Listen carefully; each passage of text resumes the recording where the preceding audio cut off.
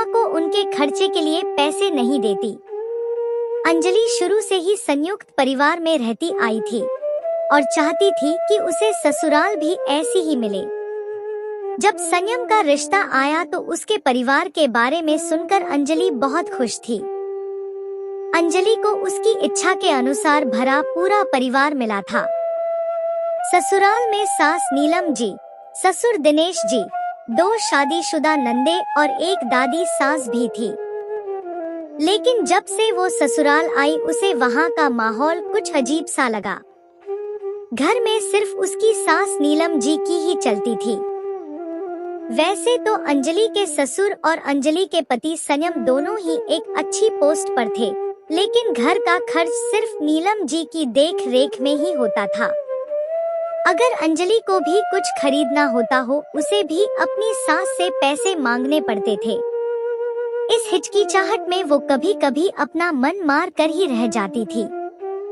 अंजलि की दादी सास अंजलि को बहुत प्यार करती थी, लेकिन वो बहुत चुप चुप सी रहती थी।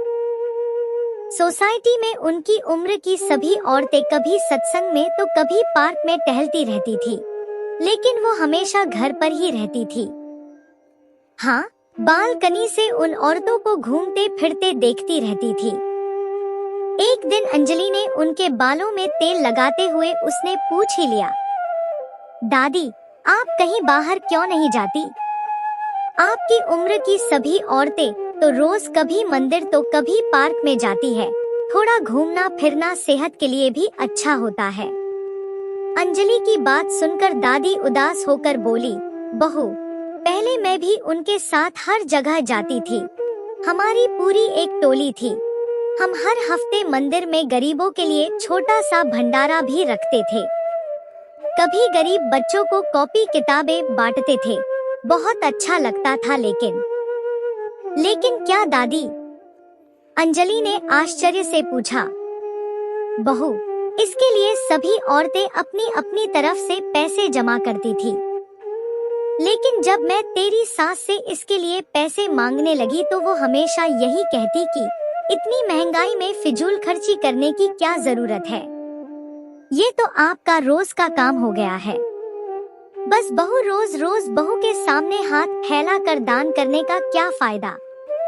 इसलिए मैंने अपनी टोली ही छोड़ दी। अब सारी औरतें पैसे जमा करें और मैं ना दूं तो अच्छा नहीं लगता।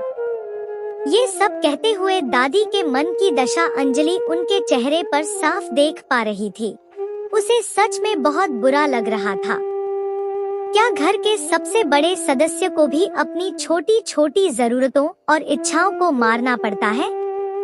और वो भी तब जब उनके बेटे और पोते सामर्थ्यवान हो। अगले महीने अंजलि के ससुर जी अपनी सैलरी लेकर आए तो नीलम जी ने सारी सैलरी लेकर अपने पास रख ली। फिर उनका बेटा संयम अपनी सैलरी लेकर आया तो नीलम जी बोली, बेटा लाओ अपनी सैलरी भी दे दो। संयम जैसे ही अपनी माँ को अपनी सैलरी पकड़ाने लगा, अंजलि ने झट से उसके हाथ से सारे पैसे झपट लिए। ये देखकर नीलम जी गुस्से से बोली, बहू, ये क्या बदतमीजी है? क्यों मम्मी जी, पति की सैलरी पर तो पत्नी का अधिकार होता है ना? अंजलि बोली, बड़ी आई अधिकार जताने वाली, मत भूलो कि तुम्हारे पति को मैंने ही पाल पोस कर कमाने लायक बनाया है। नीलम जी आंखें निकालते हुए बोली, अच्छा मम्मी जी, तो फिर क्या ससुर जी को भी आपने ही पाल पोस कर कमाने लायक बनाया था? अंजलि भोला सा चेहरा बनाकर बोली, ये क्या बोल रही हो बहू? आज तो तुमने बदतमीजी की हद ही कर दी। कैसे बेतुकी बात कर रही हो? नीलम जी गुस्से से बोली, तो फिर मम्मी जी आप ही बताइए, जब संयम की सैलरी पर आपका अधिकार है तो क्या पापा जी की सैलरी पर दादी का कोई अधिकार नहीं है? उन्होंने भी तो पापा जी को पाल पोस कर कमाने लायक बनाया था। लेकिन अब वो ही अपनी छोटी मोटी जरूरतों के लिए भी आप पर ही निर्भर हो गई है। क्या वो अपनी मर्जी से कुछ दान पुण्य भी नहीं कर सकती? जबकि उनके बेटे पोते अच्छा खासा कमाते हैं। अंजलि की बात सुनकर दिनेश जी और संयम दोनों ही नीलम जी के मुंह को देखने लगे। दिनेश जी गुस्से में बोले, नीलम, बहू ये क्या कह रही है? क्या तुम माँ को खर्चे के लिए कुछ भी नहीं देती हो? मैं सारी सैलरी लाकर इस भरोसे से तुम्हें देता हूँ कि तुम पूरे परिवार का ख्याल रखोगी, सही जगह पर इसका उपयोग करोगी।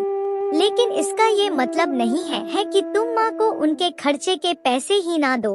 अब से मैं खुद अपनी माँ को उनके जेब खर्च के लिए पैसे दिया करूँगा। नीलम जी की नजरें झुक गई थी। मदद या सिर्फ दिखावा?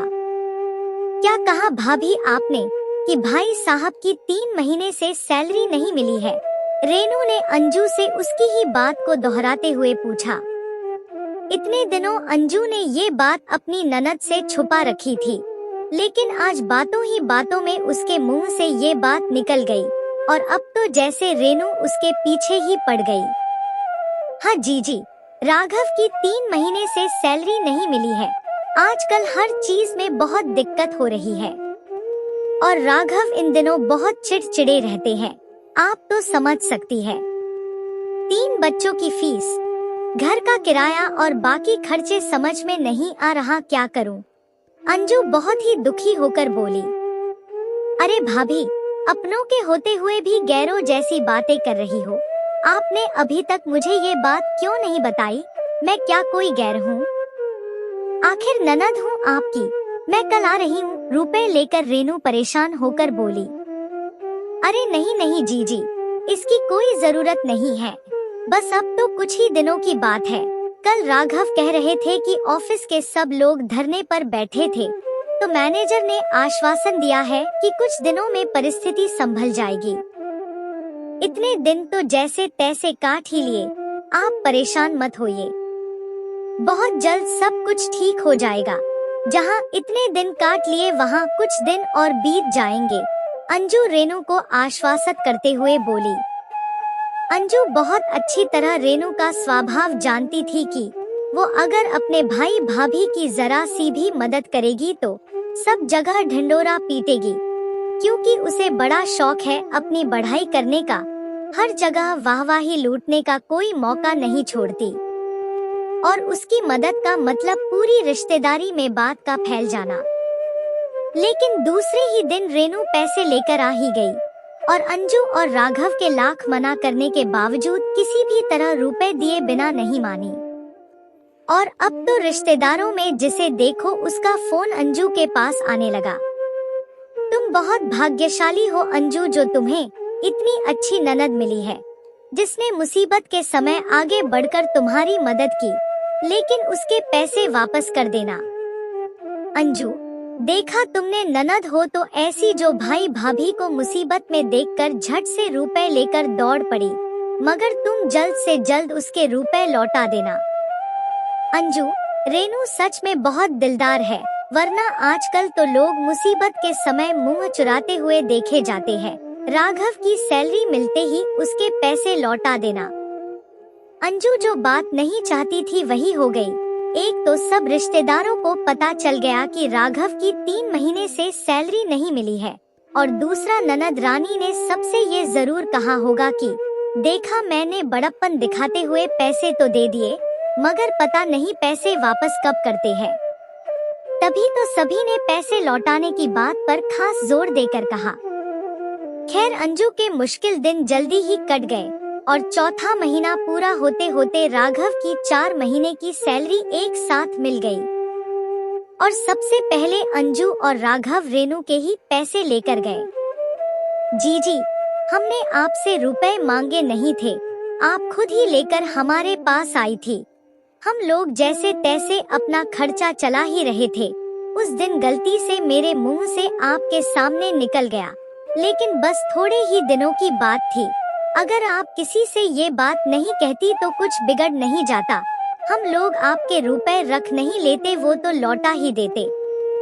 सही कहते हैं लोग, अपनी परिस्थिति के बारे में किसी से कुछ नहीं कहना चाहिए।